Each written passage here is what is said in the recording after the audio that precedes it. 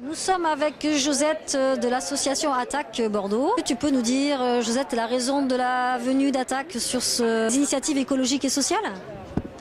Mais Attaque est une association citoyenne qui promeut toutes les actions qui visent à s'inscrire dans les transitions, qu'elles soient sociales et écologiques. Donc on avait tout à fait notre place ici. On avait aussi notre place particulièrement dans ce village en tant que soutien au collectif La Plantation qui se bat contre la construction du golf et du projet immobilier de Villenave-d'Ordon. Donc on a régulièrement des actions, on a mené des actions et on continue à les mener d'information contre globalement tous les traités de libre-échange, dont le dernier, le CETA, pour alerter le public contre les dangers des traités de libre-échange, à la fois contre les dangers sur l'écologie, sur la protection de l'environnement, également les services publics, l'impact des traités de libre-échange risquant d'accélérer ou de dégrader encore la situation des services publics. Alors effectivement, on a des actions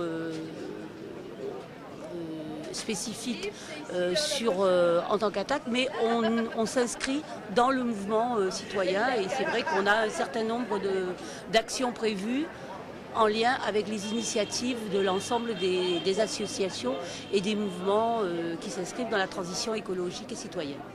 Merci beaucoup Josette et à très bientôt. Merci à toi. Nous sommes avec Françoise de Naturjal qui va nous présenter cette association qui se situe à Saint-Médard-en-Jalles. Naturjal est une petite association de protection de l'environnement, comme on dit maintenant, et qui, alors je fais de la veille sur le site de la Direction régionale de l'environnement et du logement, la DREAL. Et quand je vois une enquête publique, je lance des alertes.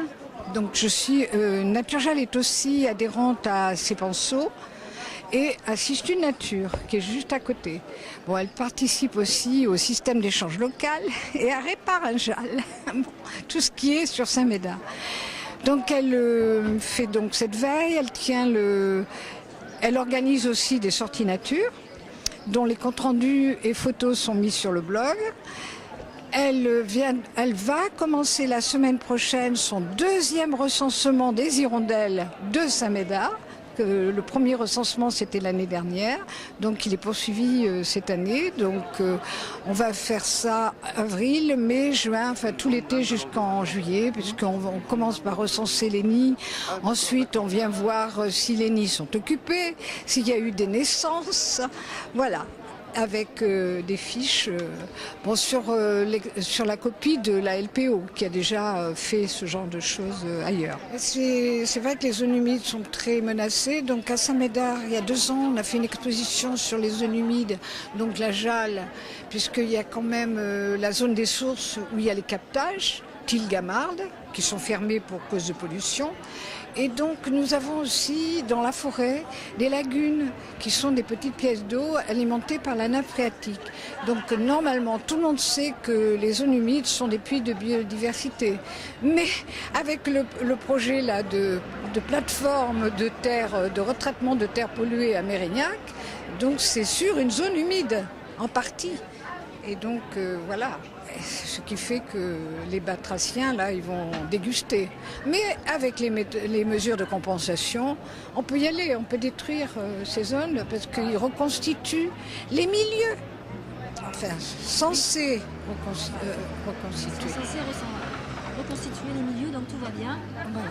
Alors notre prochaine sortie nature, ça va être le 19 avril, l'oiseau nicheur des marais d'Arcin. D'accord. Merci beaucoup et à très bientôt. Donc on peut écrire sur notre blog, hein. On peut contacter l'association par le blog. Très bien, merci bien. Alors nous sommes avec Marc qui vient nous parler de l'association Réparinjal. Oui, donc Réparangeol est une association qui s'est créée il y a un peu plus de 4 ans. Elle sert à la fois à faire de la lutte contre l'obsolescence programmée. Donc on essaie de réparer un petit peu tous les outils, tous les appareils, du vélo aux meubles jusqu'aux certains électroménagers, même l'informatique, avec les compétences des réparateurs bénévoles qui interviennent tous les 3e samedis du mois. Mais ils interviennent d'un certain mode de fonctionnement qui est plutôt le tutorat, c'est-à-dire qu'on démonte ensemble, on diagnostique ensemble la panne et on identifie l'objet à remplacer éventuellement. Et par simple conscience de chaque réparateur, éventuellement même d'aider d'autres réparateurs et réparatrices, parce qu'il y a aussi des femmes qui sont aussi des réparatrices, eh bien, on essaye d'aider les gens qui viennent.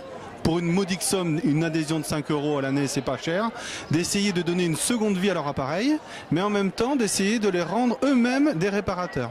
Donc l'association est aujourd'hui avec des bénévoles et des administratrices qui sont aussi dans la transition. Et donc voilà, ce qui est bien, citoyenne, sociale et bénéfique pour tout le monde. Voilà, merci. Merci TV33. Avec la fanfare qui démarre en même temps. À bientôt Marc. Bonjour, nous sommes avec Pierre-Élie qui participe à l'initiative Supercoop. Tu vas nous expliquer un petit peu de quoi il s'agit? Bonjour. Alors Supercoop, c'est un projet de supermarché coopératif et participatif sur Bordeaux. Et donc le but, c'est d'ouvrir un supermarché, un magasin où on peut faire toutes ses courses pour la maison avec 1200 personnes qui participent 3 heures par mois. Et donc ce fonctionnement participatif permet d'avoir des produits de qualité, locaux mais pas seulement, bio mais pas seulement, 20 à 40% moins cher. Et en fait, vu que c'est une coopérative, on est tous propriétaires de Supercoop et donc on décide ensemble des jours où on ouvre, des produits qu'on rentre dans le magasin. C'est notre supermarché. Alors ça fait 2 ans qu'on est sur le projet, on a déjà un local, c'est un local associatif et on vend déjà des produits, c'est ça qu'il faut dire, pour commencer à expérimenter la gestion des participations, la gestion des stocks et vendre des produits. On a aujourd'hui le labo, donc notre épicerie expérimentale ouverte 2 jours par semaine, donc le jeudi et le vendredi. Et on avance par étapes vers un supermarché. L'idée, ça serait d'avoir un local assez grand pour qu'il y ait du choix dans les produits. Voilà, mais à des prix bien moins chers que les commerces classiques, puisque c'est participatif, c'est ça. Les gens vont mettre la main à la pâte. Ouais. Oui, voilà, c'est ça. En fait, on cherche un local de 1000 m² où il y aura 700 m² d'espace de vente. Et donc, avec à peu près 3000 références de produits. Aujourd'hui, on a 400 références. Et donc, ça permet d'appliquer une marge fixe, unique sur les produits, qui sera de 20%. Et donc, comme ça, le coût, c'est transparent, le coût auquel on a acheté le produit et auquel on le revend. Et les bénéfices qu'on fera seront réinvestis dans le projet pour payer les salaires, parce qu'il y aura des salariés. Il y aura 5 salariés pour 1200 coopérateurs pour coordonner les plannings, les stocks. Voilà. Pour vous contacter, peut-être, comment fait-on pour rentrer dans le projet? Alors, on peut nous rencontrer, on organise 3 réunions d'information par mois. On était à 2 réunions d'info depuis 2 ans, là on passe à 3 réunions d'info parce qu'on les limite à 30 personnes pour rester à taille humaine et se présenter tous. Et donc on peut retrouver ces dates sur le site internet supercoop.fr et puis venir au local 1 place du 14 juillet à Bègles, surtout le jeudi et le vendredi pour voir le labo en fonctionnement. Voilà, venez nous voir. Merci beaucoup Pierre-Élie et à bientôt à Supercoop. Au revoir.